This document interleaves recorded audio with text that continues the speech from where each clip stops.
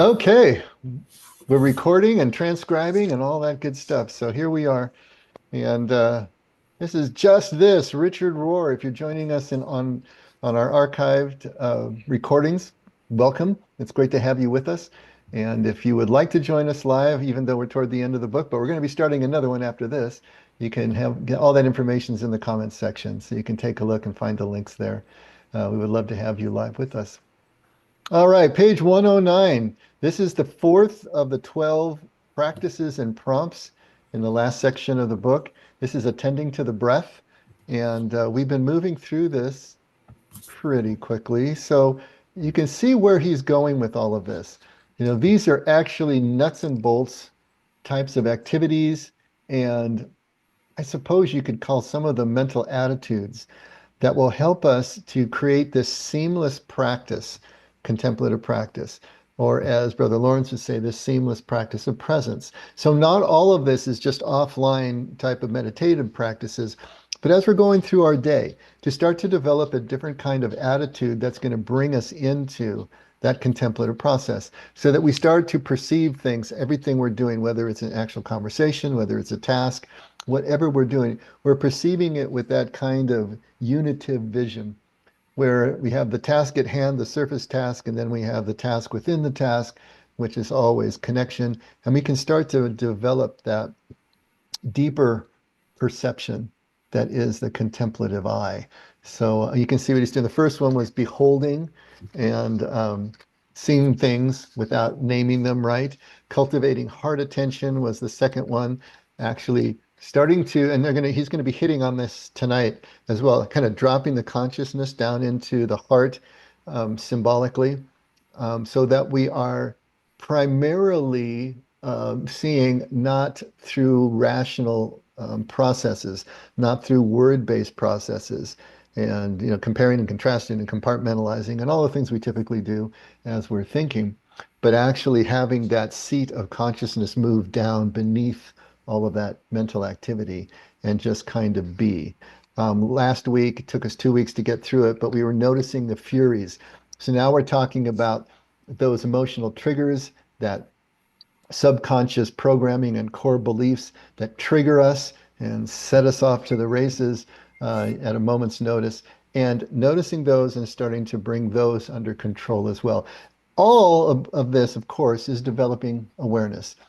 Contemplation is about developing awareness that when it catches up to us in real time and we can have the awareness in the moment, now we're actually free to make different choices. The truth that makes us free is in the moment, that freedom in the moment to be able to choose what love really requires, to choose what is really relevant and helpful in the moment, and not be slave or beholden to all of the furies, all of those emotional programs and obsessive and compulsive thought and behavior patterns. So getting free of all that is really what this work is all about, so that we can really be present, be aware. So now this one on this fourth section, page 109, is attending to the breath. And so now we're going to talk about, here's going to be another way, another practice, another technique, another handle, if you will, that will allow us to be able to um, grab that awareness in the moment, be able to pin our presence to something. So let's read through this and we'll come back and pick it apart. So it is no accident that so many teachers in both East and West recommend paying calm attention to your breathing as a way of centering, grounding, and getting out of your head. This practice is what is depicted in Scott Cairns' wise poem, Adventures in New Testament Greek, nous. The Greek word nous is normally translated as mind, but as Cairns makes it clear, it is much subtler than that. Coming from the Eastern Orthodox tradition, Cairns ends this longer poem with these final words, which are a perfectly succinct way of saying how you must put mind, body, and heart together until they can think, quote unquote, as one. Attend for a moment to your breath as you draw it in. Regard the breath's cool descent, a stream from mouth to throat to the furnace of the heart. Observe that queer, cool confluence of breath and blood and do your thinking there. Practice doing your thinking there in your heart several times a day by attending to your breathing for a few minutes at a time. Let it become as natural as your breath itself. It will gradually move you toward what I call full access knowing, which is what the Australian poet Les Murray calls whole speak, as opposed to our common narrow speak. Ian McGilchrist makes the strong case that we must restore what has become the optional secondary mind to the rightful first place that it held in most of human history until the recent and narrowing enlightenment of the 17th and 18th centuries. In some ways, we have actually gone backward in the way that we know. Breathing exercises seem to be able to open up to full body, full access knowing. So it is not naive when teachers tell us to watch the breath, stay with the breath, or breathe slowly and deeply. Okay, any first thoughts? Anything stick out at you? Anything offend you?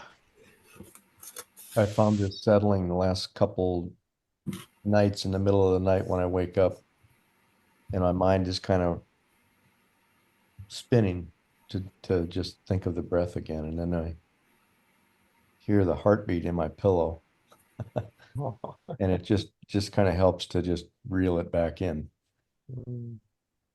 That's so has that been really working for you, Bill? It has the last 2 nights, yeah. That's terrific. Yeah. I can't tell you how many people talk to me about that very scenario.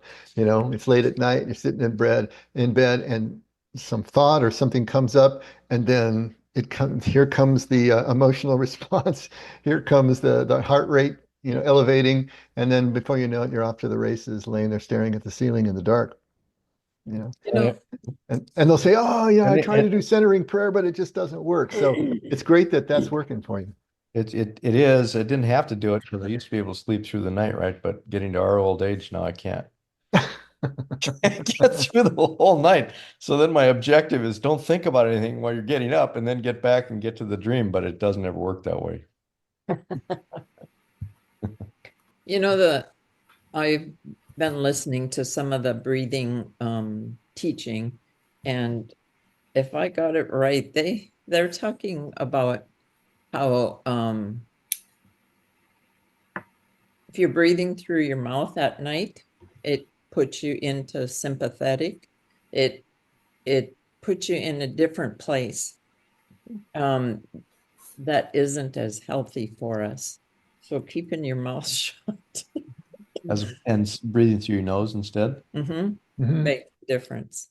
And same with when you're breathing during the day and holding your breath for 4 beats or count to the count of 4 on the inhale, and then the exhale, holding it to the count of 7, shifts you out of the sympathetic Mm. to the parasympathetic. We're Okay. actually going to talk about box breathing later tonight Yeah, as a sidebar. So yeah, we'll get into that. yeah, Yeah, I have heard that about mouth breathing as well at night, and of course, it's going to help with your snoring if you don't mouth breathe. Um, right. and also, see, that's when I have a head cold and I can't breathe through my nose. I know I'm cooked. There's no way I'm going to be able to sleep because I have to be able to breathe through my nose, and if I don't, then you completely dry your mouth out, and then you got to get up. It's just, yeah, it's nasty if you can't keep your mouth. Right. Learn to keep your mouth shut. That's right. Gail literally put a piece of tape over her mouth It's been when the she first started this book. it's a pits to try and do that when you're coughing. It's like Oh, yeah. blow it all off. Oh my goodness. Hmm. Mm-hmm. Anything else from the 2 pages? Wow, this looks good. All right. Well, let's go back and pick up a little bit. Um, it's there's not a whole lot here. I mean, we've talked about breath a lot, Mhm. um, so there's nothing terribly revolutionary here or new, but it's good to just remember about breath. Breath is so fundamental, we don't think about it. It's automatic. It happens when we're not conscious. And so we tend to minimize its importance. But breathing is, and maybe what Bill is talking about also at night, attention to your breath grounds you in the moment. It's probably the fastest way that you can reground yourself. When you're up in your head, you can be anywhere in your imagination, except where you are, right? And so if you come back to the breath just grounds you because it's everything that is present and here and keeping you alive. And so to come back to the breath throughout your day, when you're finding yourself starting to get triggered, when you find yourself mind racing, you find yourself not present, to come back to the breath is really important. And if you are really stressed, then the box breathing that Gail was talking about, or square breathing, that can help recenter you. It's something that Navy SEALs are trained to do when they're in high stress situations, along with tactical breathing. We're going to read about both of those tonight. So you can at least know the technique. Um, so it's no accident that so many teachers in both East and West recommend paying calm attention to your breathing as a way of centering, grounding, and getting out of your head. This practice is depicted in the poem about the mind, normally translated as mind, the Greek word, but Cairns makes it clear it's much subtler. Coming from the Eastern Orthodox tradition, Care ends the longer poem with these final words. So this idea of aligning mind, body, and heart together until they think as one. Now, think in quotes there means it's not going to be word-based thought. It's not going to be about bringing the focus of all our attention on one um, word or concept or sensory input. That would be the definition of a thought that we're trying to step aside from in contemplation, contemplative prayer, but also in mindfulness as well. We don't want to be thinking in words if we're trying to be mindfully doing whatever it is that we're doing. Um, at least, and especially not thinking in words about something that is not present to us at the moment. So we're trying to just be present to what we're doing without thinking. But this idea of aligning mind, body, and spirit together, or heart, as he calls it, heart together, thinking as one. That's still that idea, as Henry now beautifully put it, is taking the mind and descending it into the heart, and then having your presence emanate from there, kind of symbolically beneath words. And so we are just connecting with that kind of resonance, but not thinking through it, and really just trying to step aside from that, really immerse in what we're doing.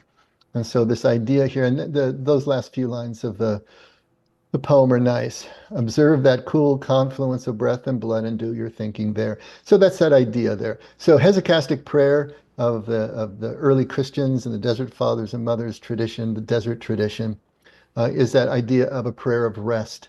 And so we are just letting our thoughts just kind of descend and then just being connected without having to think. Same thing that we're trying to do here. So practice doing your thinking there in your heart several times a day by attending to your breathing, he says, for a few minutes at a time. Let it become as natural as your breath itself. It will gradually move you toward what I call full access knowing, which is what Les Murray calls whole speak, as opposed to narrow speak. So trying to do this a few minutes a day is also a really good idea.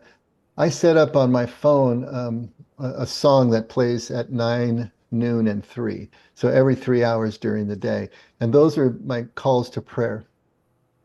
Now, I got to confess that it sometimes goes off at really inconvenient times, and I just kind of impatiently shut it off. But the idea is, that when I hear that song, and it's almost Pavlovian now, when I hear the beginning of Margaret Becker's song, it's like, oh, okay, I know what that is. But even if I don't really either have the time or the inclination to actually stop for a few minutes and return to breath or say my sacred word or do something that regrounds me, it is still that reminder. So if I am, for instance, at a breakfast meeting or doing whatever I'm doing and that goes off, and of course I have to reach over to stop it, at least it's that reminder. Okay, my feet are on the ground. I'm here. I'm sitting in this chair. And so it is at least a helpful reminder to just reground. And to do that in some way so that you are setting up a structure for yourself so that several times a day you do return to breath, several times a day you do return to ground. Maybe it's just a really quick inventory. Where am I? What am I thinking about? Are they the same thing? And if not, can I bring them back? Maybe you do that quick triage. If something is on your mind that's really spinning, is it anything that I can do anything about? Do I have any control over it? Yes or no? If the answer is no, then come back and reground yourself. If the answer is yes, is there anything I can do about it now? If the answer is no, then maybe make a note in your tickler file and then come back to ground. If the answer is yes, I can do something about it, and yes, I can do something about it now, then excuse yourself from what you're doing and go do it, and then come back to ground. So it could be something that you develop for yourself in that way, just to check yourself. Where am I? What am I doing? Am I connected to what I'm doing? If not, can I reconnect quickly?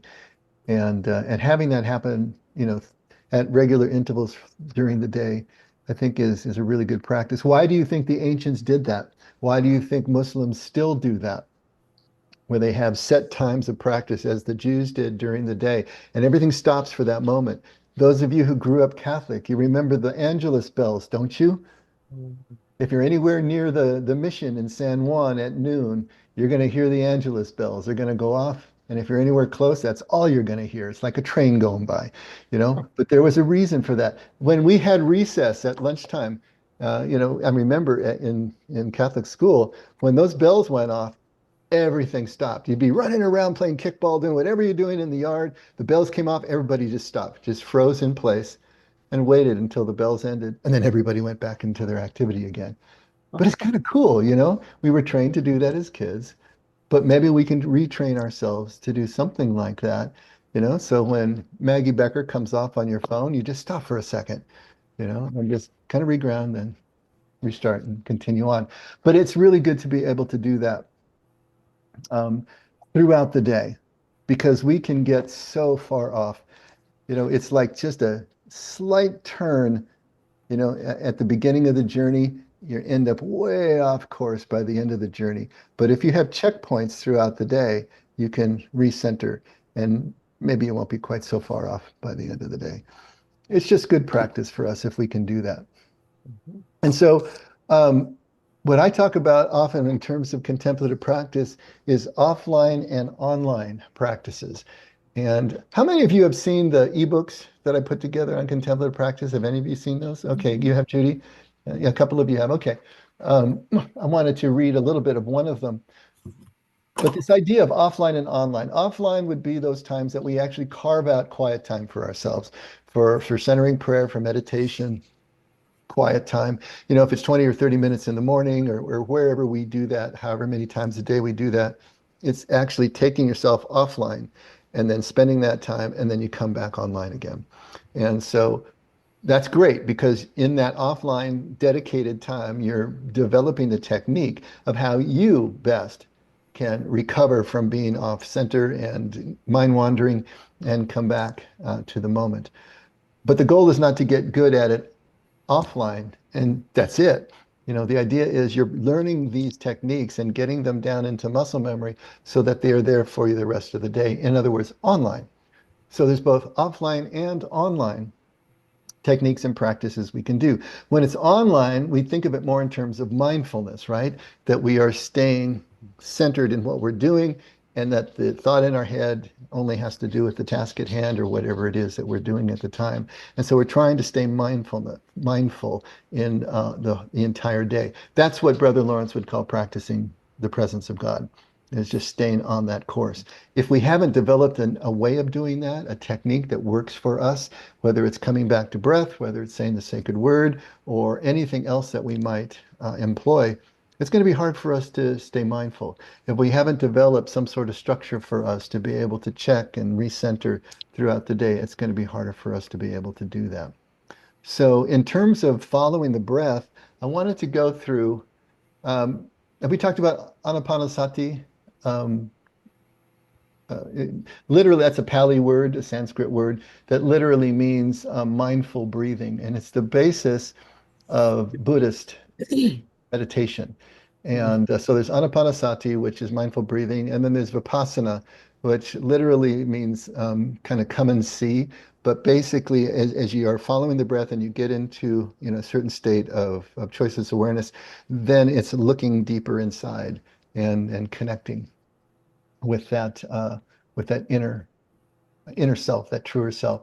So let's take a look at the technique here. All right, can y'all see that? Yes. Okay, so meditation and centering prayer. The goal of meditation and centering prayer from a contemplative stance is to step away from the constant flow of thoughts in our minds. Our thoughts, as expressions of egoic mind and calculating consciousness, separate us from the moment by objectifying, judging, comparing to other moments, past or future, or engaging in abstract thought that removes us from the present. These meditational techniques allow us not to completely silence our thoughts, but to allow them to flow past without choosing to focus attention on them. That is so important to make that distinction.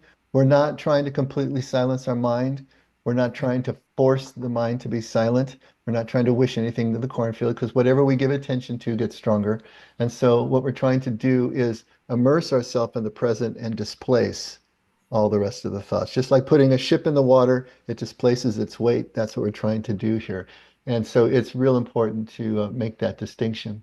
To be aware of thoughts and external sounds and sensations, but focusing on none of them, remaining relaxed but alert, is the goal, using breath or sacred word to help us return to interior silence.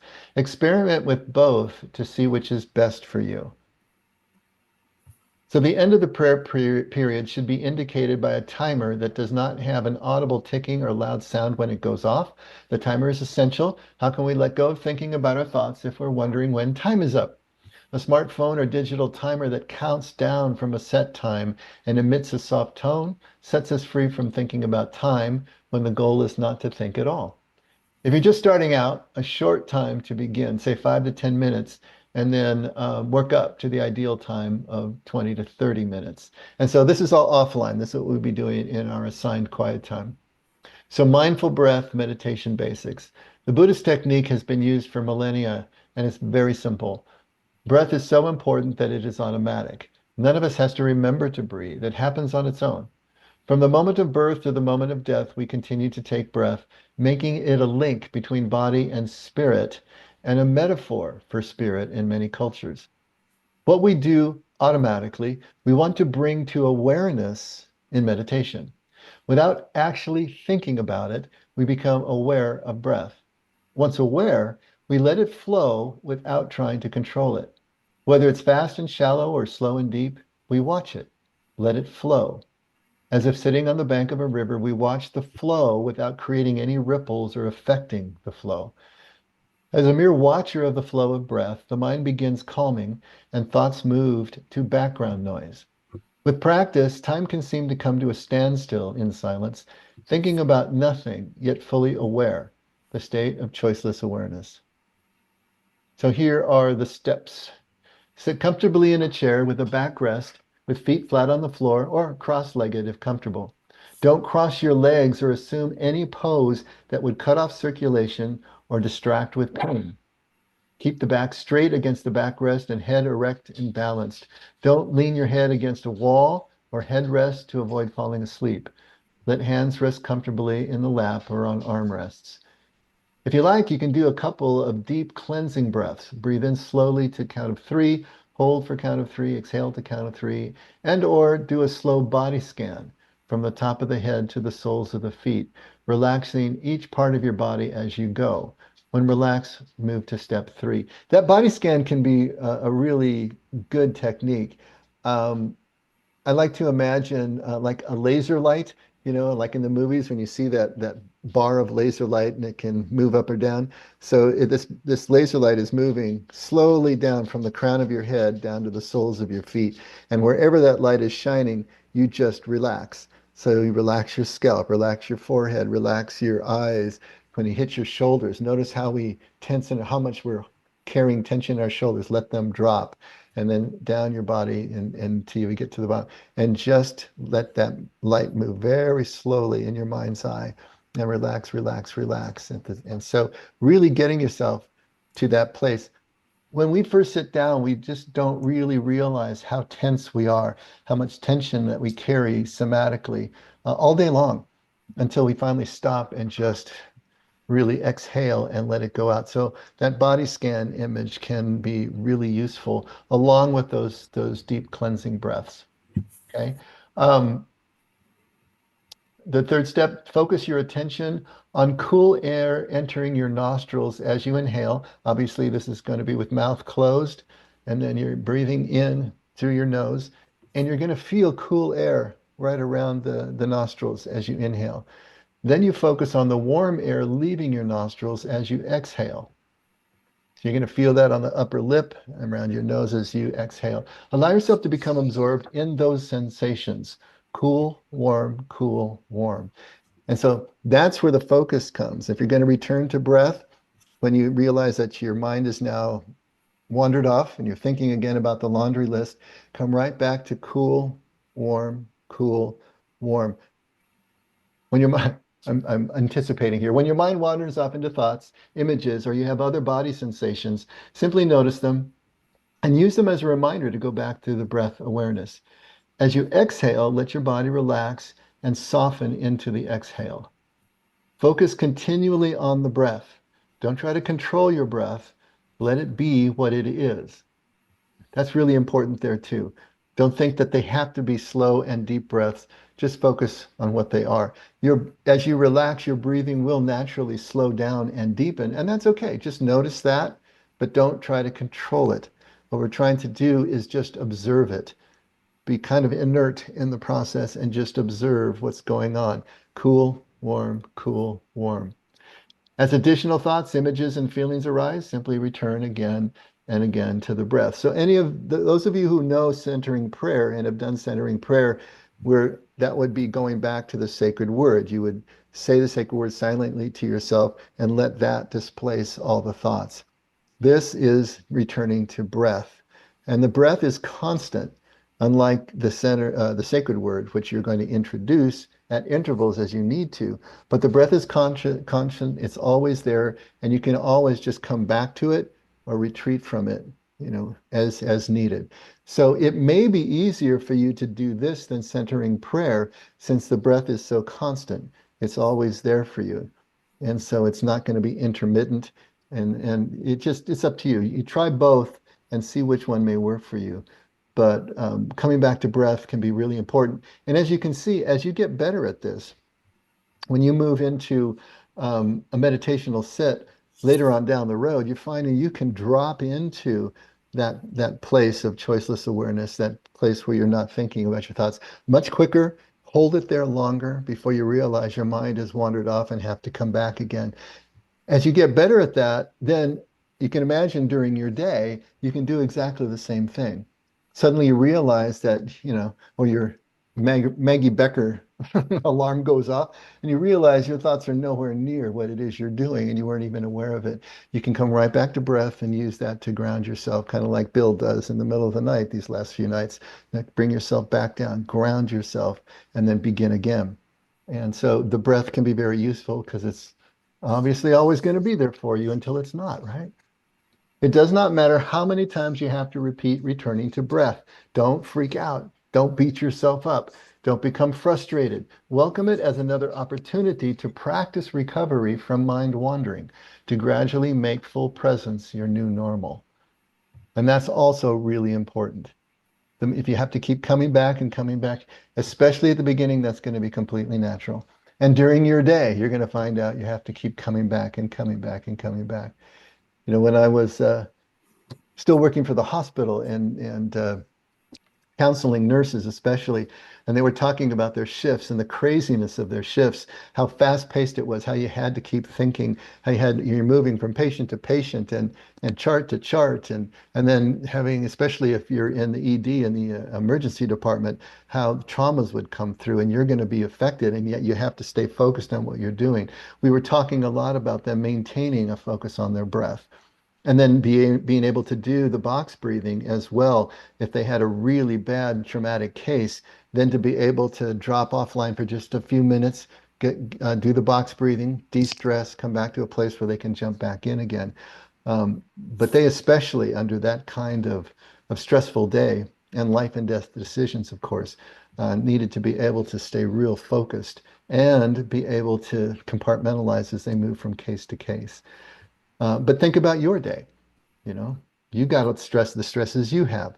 Think about the triggers that can stay with you for hours afterwards and really take you offline, take you out of the realm of being able to just be present. Someone says something in in a paragraph of a conversation that triggers you, and man, you don't hear the rest of the page that they're talking about because you're still back there. As soon as you realize you've been triggered that way, to be able to stop, take those cleansing breaths, come back to the moment, reinsert yourself is critical to being emotionally regulated and critical to practice presence and be able to have that attitude of kingdom where we still see the connection points and not just are living off of the triggers in our mind. So real important stuff. Um, any questions about this? It goes into centering prayer from there. Any questions about the Anapanasati technique? That's good. Or comments? Okay, it's probably not new to you. Let's take a look at box breathing. And this is what Gail was talking about. So why do Navy SEALs use box breathing? To relieve stress, Navy SEALs use a technique known as box breathing. Navy SEALs are frequently placed in high stress situations. Box breathing is a valuable mindfulness technique that can aid in stress management and overall wellness. Box breathing is just one of the techniques used by the Navy SEALs to stay calm.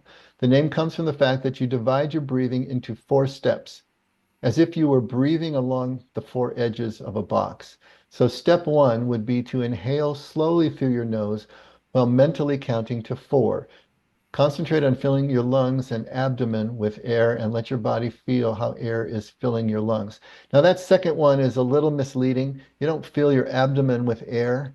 However, if you are breathing correctly, you're not going to be breathing with your chest. And I don't know if you've ever thought about how you breathe, but to actually let your diaphragm lower, which creates a bigger space in your lung, in the chest cavity, that automatically draws the air in. It's like pulling the plunger on a syringe and it's going to suck air in the top. And then as you push the plunger back, it forces everything out. It's going to be the same thing here. So if you lie on your back and you breathe, you notice that your abdomen is rising and falling and your chest is stable, like a baby would breathe. But when we sit up, now our chest is free to move. Sometimes we're breathing upward and raising our shoulders, and our abdomen is remaining still. What we want to do is still have the abdomen rise and fall and have our chest relatively stable so that the air is coming in more naturally. So that idea of filling the abdomen with air, the abdomen doesn't really fill with air, our lungs do, but our abdomen is going to distend. It's going to go out if we're breathing correctly. So step 2 is you take this deep breath and hold your breath and mentally count to 4 again. So here's the thing. Through your nose, you breathe, drop the diaphragm, the abdomen goes out to the count of 4 slowly.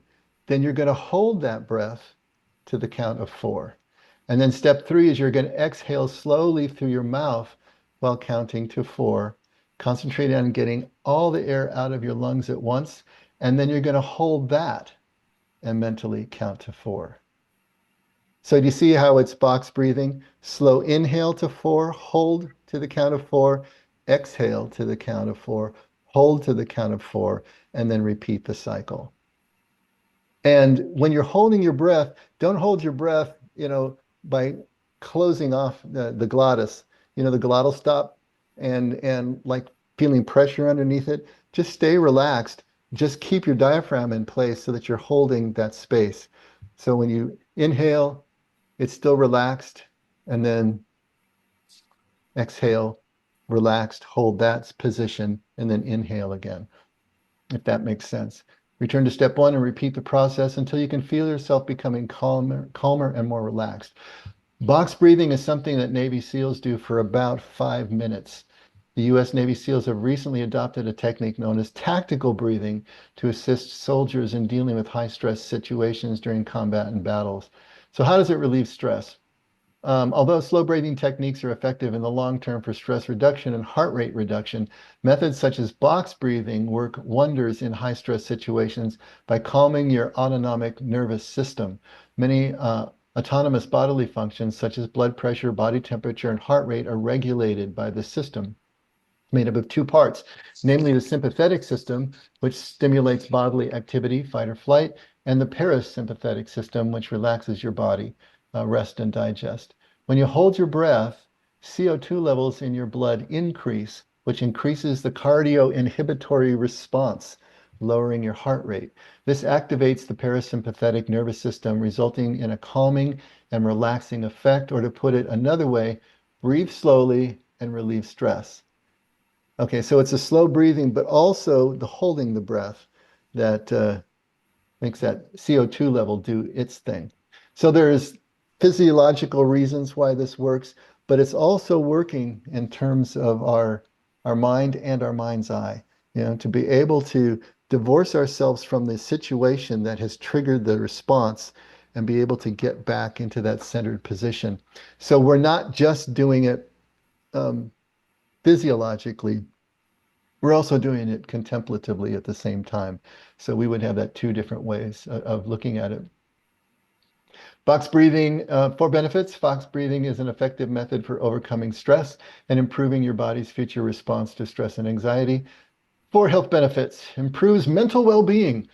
Consider learning the box breathing technique if you've ever considered meditating to reduce stress and improve your mental health.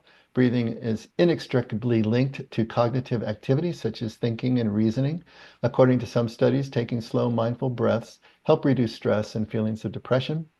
Heightens cognitive performance. Box breathing clears the mind, allowing for greater focus and concentration. Deep rhythmic breathing exercises help people with attention deficit hyperactivity disorder manage impulsive behavior. And taking slow, controlled breaths helps balance our nervous system, which allows us to clear our minds and increase our attentiveness. It enhances the body's future reactions to stress. Resetting your breath with box breathing will benefit both your mind and body in the long run. Researchers discovered that regular deep breathing exercises can activate the genes associated with your body's energy and insulin levels while decreasing those associated with inflammation and stress, help deactivate the fight or flight response.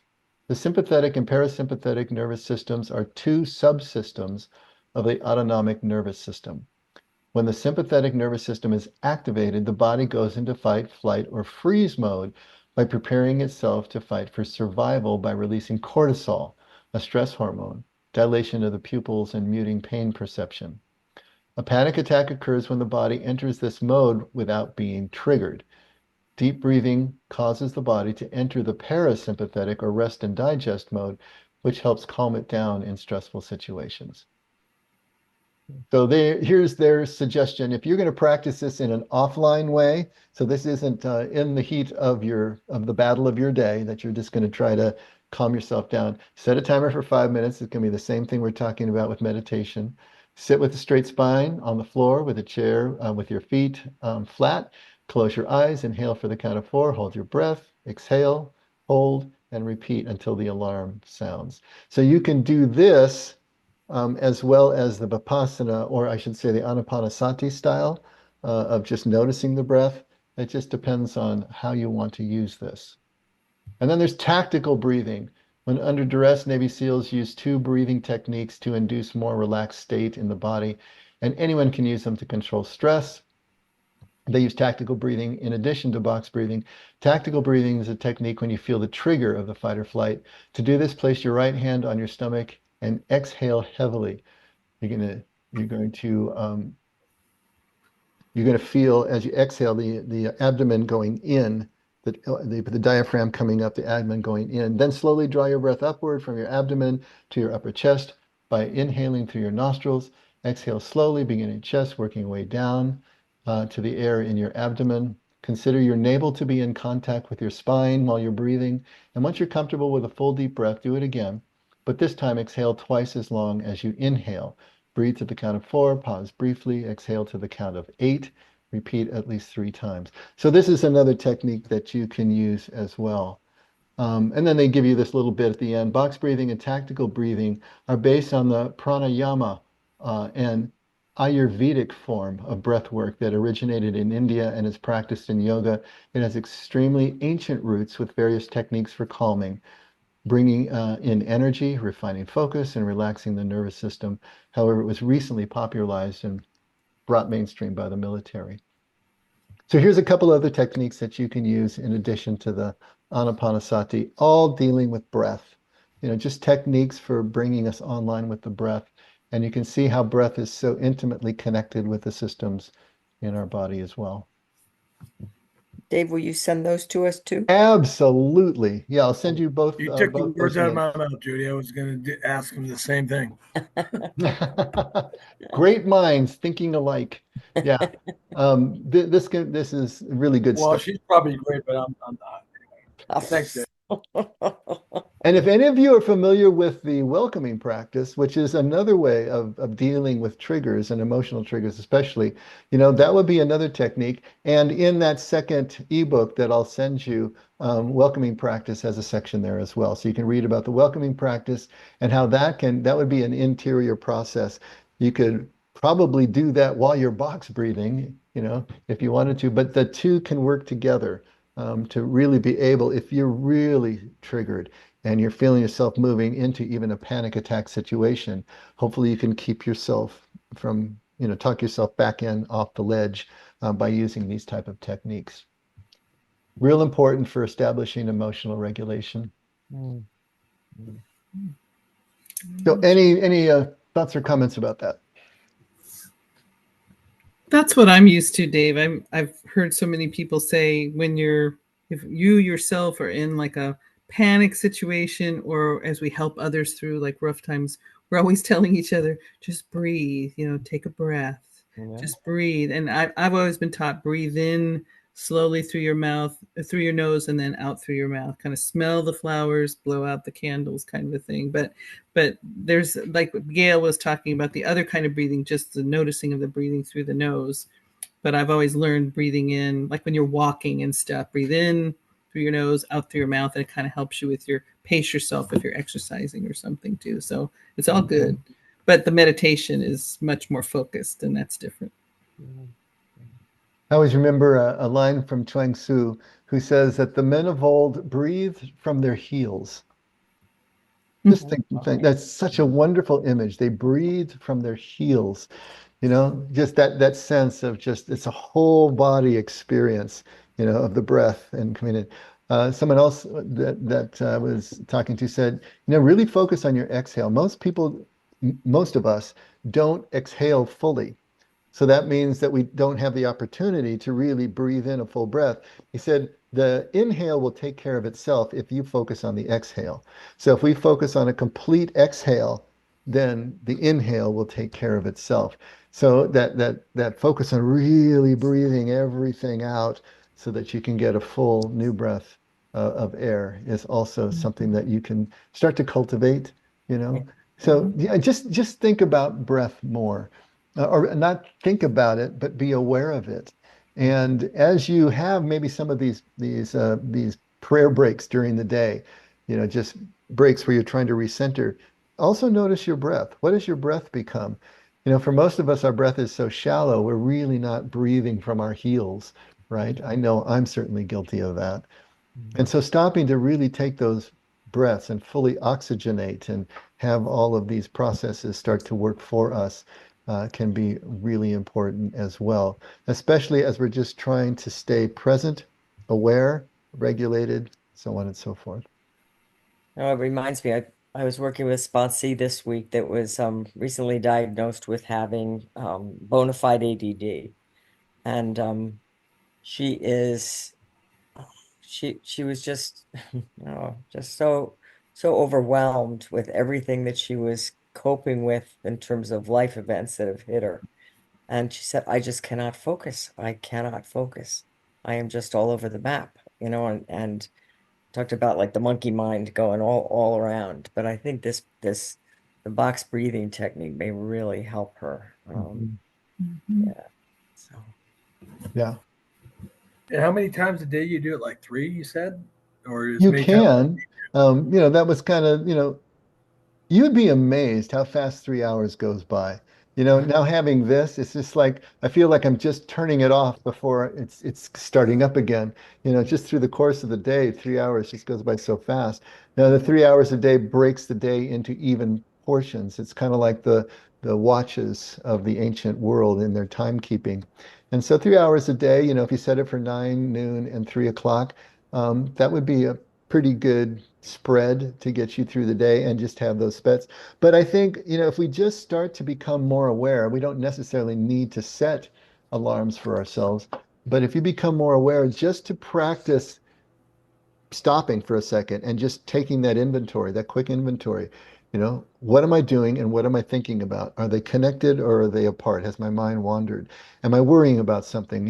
Am I feeling that tightness in my chest? That is the cortisol release. Am I being triggered right now? Just take take an inventory. When you feel yourself being triggered, rather than running with what would be your normal fight or flight reaction, can you stop and take a breath and start to think about that? Okay, is the punishment fitting the crime here? Is my reaction, my emotional reaction, is that really based on what I'm seeing in front of me? Is there really a clear and present danger here?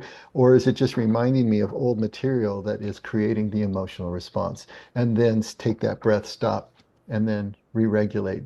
And so just training ourselves to more and more be aware of ourselves and take those little inventories during the day. And if it helps at the beginning, or any time to have those set times to come back in terms of contemplative prayer, that can be useful too. The ancients did it, and some traditions still do. We just have lost it ourselves. And so rather than just have this smear of a day go by, we can start to actually have points of recontact and until it really gets into our muscle memory. And then it just becomes the way that we deal with life. Like Brother Lawrence says, there is no difference to him between times designated for prayer and times designated for anything else because he has this constant connection with God's presence, or as Paul would say, continuous prayer. But we need to work ourselves toward that. And how do you do it? Well, you do it with some form of structure that you use for yourself to get the practice in that you need to be able to have that under your fingertips. So yeah, so George, it's kind of up to you, but every 3 hours is probably going to be pretty good as a starting spot. Yeah, it's just because I'm on the phone a lot and talking to people about, diet, training, supplements. So I'll get calls in if I really can't do a set time other than early in the morning. You know what I mean? I can do that for sure. And then maybe when I take a break for lunch, I can just shut the phone off. But I never really take breaks. That's part of the problem. That's Just part of the problem. So maybe yeah, you set yourself some break times, and you hit it as close as you can. If you're on a call, when the call's over, that's closest to your break time, then take that. And we're not talking about half an hour here, you know, right. 3 minutes, 2 minutes, anything that just the time that you need to kind of come back to ground and then make the next call. So Yeah. it's just touch points during the day that we kind of ground ourselves, bring back into alignment, and then move again. So if we have more of those times during the day that we bring back anything to alignment, then we're only going to veer so far between the next touch point. But if we go all day without anything, then we can end up way off the mark by the end of the day. So bringing ourselves back at intervals can be real useful for that. It No, seems so challenging. Oh, sorry, George. oh no, go ahead. I'm done. I was just going to say it seems so challenging to me that somebody in the ER could just take 3 minutes when they're just going boom, boom, boom, boom, boom from patient to patient. If it's crazy busy like that, but I'm impressed that the Navy SEALs build that box breathing into their training. That's pretty incredible. They must have learned something that they know about the stress levels of what these trainees go through. So I'm impressed that they actually build that into the training. That's kind of cool. And I had Absolutely. never heard of that before, box breathing. Yeah. So Think about what, I mean, even what we know from movies, right? Imagine going into, a a situation, like they'd be going, they're in the helicopter and they're ready to jump out, right, and do whatever they do. Imagine what that would feel like if you didn't have a way of calming yourself. They always show the battle-hardened guy that can laugh and eat a candy bar before he jumps out. But for most mortals, they're going to be feeling the stress of a situation like that. And so to be able to regulate and bring yourself back into alignment, that stuff's critical if you're going to be operating at peak performance. And for them, it's life and death if they're not. And so they have to be able to do that. But for us, I mean, it's the same thing with lower stakes. But this is our lives we're talking about. This isn't just an encounter in the battlefield. This is our lives. And if we let our whole lives go by without learning how to regulate and bring ourselves back, then in many ways, that's more tragic if you think about it. So what he says here at the top of page 110 is that when you do this kind of stuff we're talking about for a few minutes at a time during the day, it becomes as natural as your breath itself. It will gradually move you toward what I call full access knowing, which is what the poet Les Murray calls whole speak, as opposed to common speak. And so what we're talking about is now this narrow speak, that non-full access knowing would be just what we think about cognitively. And in the West, that's what we think is the whole of knowing, is just what we can think of, what we can conceptualize, what we can define. But when we take that awareness and drop it down deeper, there's a kind of knowing there. It's not rational, it's not cognitive. We can't communicate it to anybody, but it drops us into a conviction that what we're convinced of, that's much deeper and much more comprehensive, because it's taking in that unseen part of life as well as the seen part. And that's what we're trying to become aware of and sensitized to. So that as we go through all of the physical parts of our day, there's still that spiritual component. There's that connection to something deeper. Ian McGilchrist, he says, makes a strong case that we must restore what has become the optional secondary mind to the rightful first place that it held in most of human history until the recent and narrowing enlightenment of the 17th and 18th centuries. In some ways, we have gone actually backward in the ways that we know, because we reduced it now through the Enlightenment and logic and rationality as our new God in the West. We have reduced knowing to just what we can cognitively understand. And of course, we wouldn't want a God that we could understand, right? And so what we're trying to do is move beyond that. It's so interesting what he said here, this idea of restoring what has become the optional or secondary mind to its rightful first place. The Aborigines in Australia have what they call dream time. Sometimes it's called all at once time or every when. And the idea is in their time of the dreaming was when the gods actually made their land and made the world in which we live. That was all time together at one place, kind of like what we would call a singularity. And they recognized dream time, all at once time, as the actual objective reality of the universe. The linear cognitive way that we understand time, moment to moment to moment, is the illusion. And it is layered over on top of dream time. And it's the way that we normally function and the way that we relate to each other. But it's just the illusion, and dream time is the actual reality. What we've done in the West is invert that. And so that the dream time is the illusion and the linear time is the reality. What we're trying to do is rebalance that, reprioritize that, and realize that the oneness of God is oneness in space and time as well as in presence and awareness. And that's what we're trying to access. We're talking about in meditation, sometimes there's that sense where time dilates, or you don't even notice the passage of time because you're entering into every when, all at once time, which is the real reality of the universe. And then when we drop back into our egoic minds, now we're going to experience time as a linear segment of moments that we can remember the past and anticipate the future. And that's the illusion. Obviously, we need to live the illusion or we're never going to be able to relate to anybody and we'll never be on time for a meeting, right? So we need that. But at the same time, what we want to do is be aware of dream time, the all at once time, occupying the same space as the linear moment that we're in. And that kind of, third eye, if you will, that kind of extra perception is what we're developing in contemplative practice so that we can occupy both those worlds. Literally, as the Jews would say, bringing heaven to earth and bringing earth to heaven, to merge the two, the all at once dream time of heaven with the linear time and individual form and function of earth, to merge those two as we go through life is what Jesus calls kingdom. So that's what we're trying to establish for ourselves. And then he finally says, breathing exercises seem to be able to open us up to full body, full access knowing. So it is not naive when teachers tell us to watch the breath, stay with the breath, or breathe slowly and deeply, which, has become kind of a platitude and something that you want to slap somebody for if you're really having a hard time and they tell you to just breathe. Like, yeah, easy for you to say.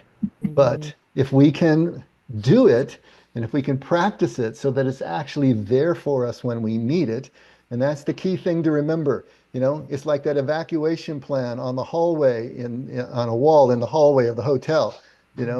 Once the hallway is filled with smoke and the fire is burning, that's not the time to be studying the evacuation plan. Same thing with all these techniques. We need to do this in our offline time so it's there for us when the smoke is filling the hallway online. And that's the way it works. Yeah. All right. Yep. Good stuff. All right. Any last pronouncements?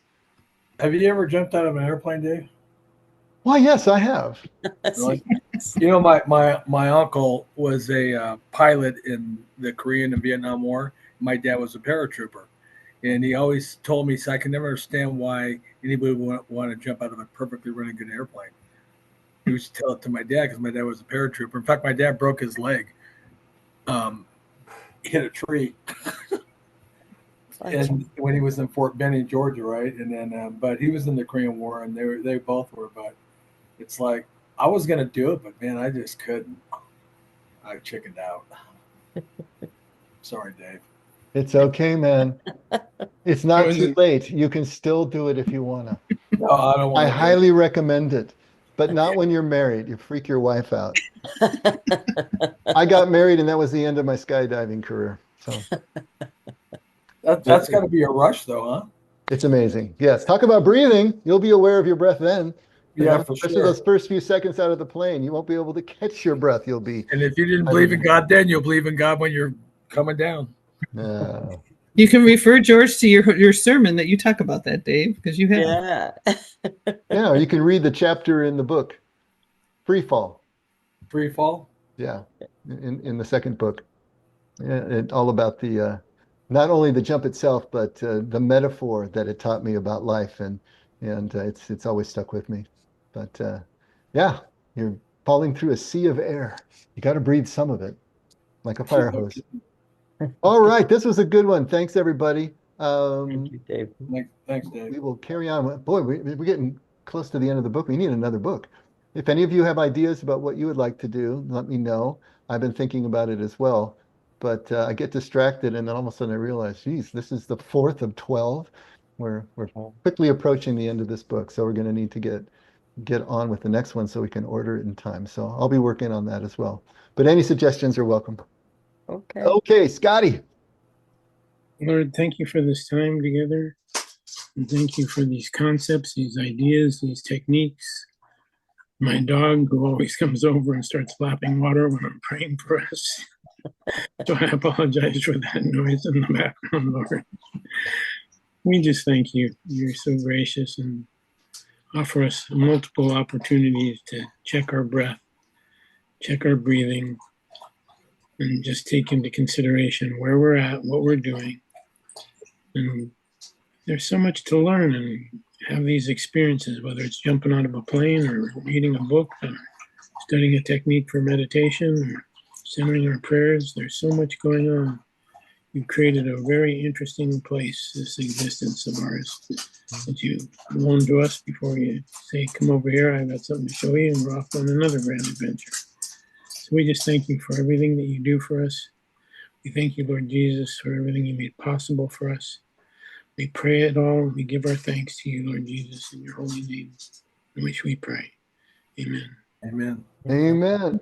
Thanks, everybody. We'll see you Okay. on All right. Sunday. See you And guys. I'll see Bye-bye. you Tuesday. And Yay. Good night, good you night, good night. online Good night, Sunday. William. There's You William. guys. Pops in Good right night, at the John end there. Good night, Bye, everybody. Jordana. Good night. Good night, Jordana. Boy. See you guys on Sunday. Okay, see you Sunday, dear. Bye-bye.